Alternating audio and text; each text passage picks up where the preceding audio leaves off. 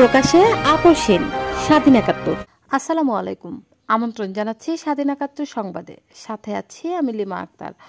ভোলা সদর উপজেলার উত্তর দিঘলদি জমি সংক্রান্ত বিরোধের জেরে আনোয়ার হোসেন নামের এক ব্যক্তির পরিবারকে ধারালো অস্ত্র দিয়ে হত্যার চেষ্টার অভিযোগ উঠেছে সাগর গ্যাংদের বিরুদ্ধে। আমাদের ভোলা প্রতিনিধি মোহাম্মদ রিপন আহমেদ এর পাঠানো ভিডিও চিত্রে দেখুন বিস্তারিত। ওইখান থেকে ব্যাক করে নুনবির ঘরে আমি এটা কাড়ে লইছি, কাড়িলে আমি এই ফোন তো আইছি এনে রুবিনা এবারে কালি মা রুবিনা আমার মা ধরে একটা মেয়ের পয়সা যাইতে হয় না বলে বগি দলে আইছি। আসার কারণটা কি এটা নি? আসার কারণটা হলো কি, আমি আইছি আমার কথা আমার মামা তো ফোন দিছে, মামাটা ভাই আপনার সাগরে। হ্যাঁ, ওরা ঘরের মধ্যে ওরা বাপ ফুতে ব্যাগ দি বাইকনা সোয়ানিয়া আর বাইকনা ঠেক দিরা এই ঘরের মধ্যে ইট মারে। লাস্ট টাইম ওনতে আমার শাস্ত্রে দেখি আমি এই বেদ গেছি দাওড় আইনি, আমি এই ফোন তাইছি আমার এই ঘরে এরপর আর আমি উঠিনি। আমার মা এবার রুবিনা ধরে রাখছে, এই যে এই ফোন তাইছি আমি আর এই ফিডে আর ওই ফিডে ঢইনি। আমার মা এবার রুবিনা ধরে রাখছে আমারে, আমি বগিলে আর ঘরে বলে গেছি। গেল রবিবার 23 জুন সকাল 11টার সময় উত্তর দিঘলদি 1 নং ওয়ার্ডের তৈয়ব আলী ডাক্তার বাড়িতে এ ঘটনা ঘটে।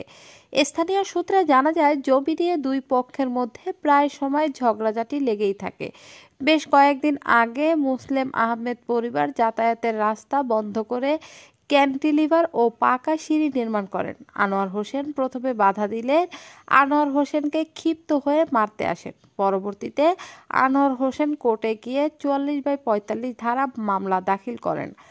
আমরা চাই দুই পক্ষ দ্রুত সমাধানে বসুক, তা না হলে পরবর্তীতে আরো বড় কোনো দুর্ঘটনা ঘটতে পারে। এনে ডাল্লা দিতে পারবেন না, এই ডাল্লালে 47 দ্বারা করছে।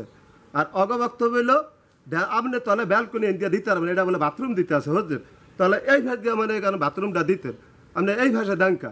এই দুইটালি মানে এখানে অগ ভিতরে বাজাবাজি, মানে আগে কোনো বাজাবাজি ছিল না বুঝছেন। এই আর জায়গার জমিন মাপজো বইলে একাত পাইব আর এলে একাত দিব। এই রাইত হইলে মানে এখানে 8টা না 8টা লইয়া আর এটা বাজে। আমরা স্থানীয়রা তো মেম্বার চেয়ারম্যানেরা দোনোপক্ষে যদি যাইয়া ভালা করিয়া বইয়া চেয়ারম্যান সাহেবের যদি কয় তাহলে আপনি মিল কিনা দেন, আপনি একটা সোফার দিলে দিতে পারেন, একটা থাবর দিলে দিতে না জানিয়া আমরা কোর্টের কাছে ধরেন না, আপনি এটা সমাধান করেন, মানে হেরা দোনো পক্ষে যায় না। ভুক্তভোগী আনোয়ার হোসেন বলেন, আমার বাবা তৈয়ব আলী ডাক্তার মারা যাওয়ার পর থেকে আমার চাচাতো ভাই মুসলিম আহমেদ জোরপূর্বক 10% জমি ভোগ দখল করে আসছেন। আমি একাধিকবার সালিশে বসার কথা বলি, সালিশ মীমাংসার তোয়াক্কা না করেও জোরপূর্বক জমি ভোগ দখল করে আসছেন মুসলিম আহমেদ গ্যাংরা। গেল রবিবার 23 জুন আমার দখলীয় জমিতে জোরপূর্বক সুপারি গাছ রোপণ করেন। আমি বাধা দিলে এক পর্যায়ে আমার ভাতিজা সাগরের নেতৃত্বে বহির্গত সন্ত্রাস শফিক ধারালো অস্ত্র দিয়ে আমার পরিবারকে হত্যার চেষ্টা করলে ডাক চিৎকার শুনে এলাকাবাসী ছুটে আসেন। আমি আমার স্বাস্থ্য ভাই মুসলিমের ছেলে সাগর ও শাহানুরের সাথে আজ বিগত 1 বছর 23 সালের প্রথম থেকে এই জাগ জমিন বাড়ি নিয়ে স্বাভাবিক টুকটাকি ঝগড়া চলতেছে। ঝগড়া করার মাধ্যমে যাইয়া আমার ঘরের জায়গায় আমি উপরের টিন ফালিয়া যখন আমি ব্যালকনি দিতে যাই তখন ইউনিয়নের চেয়ারম্যান সাহেবের কাছে আমার অভিযোগ দেয়। চেয়ারম্যান সাহেব আমাকে ডাকে, চেয়ারম্যান সাহেব ডাকার পরে আমি ওখানে যাই।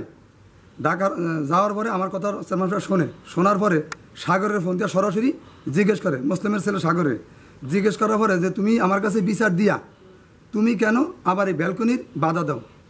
সরকারি আইনে পরিষদের ম্যানুয়ালে আছে 4 ফুট ব্যালকনি তার ঘরের সামনেতে দিতে পারবো, তারপরে আমার ব্যালকনি করার বাধা দিতে চায়। পরে আকবর মেম্বার নিজে চেয়ারম্যান সাহেব পাঠাইছে, আকবর মেম্বার নিজে বলছে সাগর তুমি এটা বাড়াবাড়ি করো না।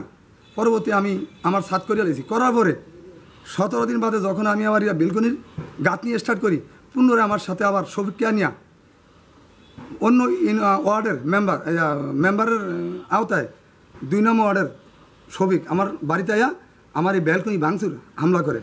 ও বহিরাগত ফলাফান বাইদানে এই পর্যায়ে আমি 44 ধারা মামলা করি। এই মামলা করার পরই আমার ক্ষিপ্ত হইয়া আমার নামে একে 3টি মামলা দেয়, মিথ্যা মামলা। এই মামলা প্রক্রিয়া দিনে এখন আছে। এই আর পরে আজকে 24 সাল চলে জুন মাসের 23 তারিখ বেলা 11টা ঘটিকার সময় আমার বাড়িতে সবই পুনরায় বগি দাও নিয়ে আমারে দাবা করতে থাকে। এটার পূর্ণ বিচার আমি আইনজ্ঞ আমি পূর্ণ এটার বিচার চাই। আমি বর্তমানে বাড়ি ছাড়াই বগিদার ভয়তে আতঙ্কতে আমার ফ্যামিলি সহ। এ বিষয়ে অভিযুক্তদের সাথে কথা বললে প্রথমে তারা ধারালো অস্ত্রের কথা অস্বীকার করলেও পরে স্বীকার করে বলেন আনোয়ার হোসেন ও তার পরিবার আমাদের উপর হামলা চালায়। আমার শ্বশুরে নারিকেল গাছ খাইছে, বুঝছেন, শ্বশুরে নারিকেল গাছ খাইছে, এখন আমরাও খাইতেছি ওই নারিকেল গাছ খাইতে, আমি এখন গাঁটও দিছি। মনে করেন যে ওই গাছ ঠেললা যায় ওখানে গাছ লাগাইছে, আর ওইটার পর আমরা যত গাছ লাগাই ওই গাছে উড়ে উড়ে ফালাই দিতেছে, বুঝলেন। ফালে দেওয়ার পরে এখন আইয়া ওই গাছ ফালে আমাগরি ওই গালি গালাজ করিয়া এখন আমরাও গতন উত্তর দিছি, আমার ইট মারিয়া লাডি মারছে, ইট মারিয়া ঘরের মধ্যে হের পরে এরম মানে বাইরা ঝুলি কাইতে লাগবো, বুঝতে পারবো 3 খণ্ড করবো। অনেকক্ষণ পরে আমার ওই বাইকনার এই ফোন করছে যে ওরা তো আমার মারি ফেলাইতেছে, গদ্দ সব ইট মেরে তলে লাইতেছে, তুই আস না কা।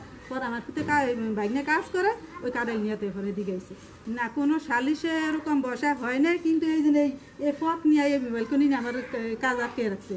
হ্যাঁ আমার নাকি ব্যালকনিতে আইতে দেবো না, এই বাথরুম দিছে হে নি 46-47 মামলা দিয়ে আমার এই কাজ অফ রাখছে না। 2 পক্ষে চাচ্ছি কি এখন তা আমরা তো কিছুই চাচ্ছি না। হ্যাঁ তাই সে তো আমার দখলের ভিতরে জগা সৃষ্টি করতে আছে, জগা সৃষ্টি করতে আছে, এক একটা নিয়ে একের পর এক জগা করতে আছে।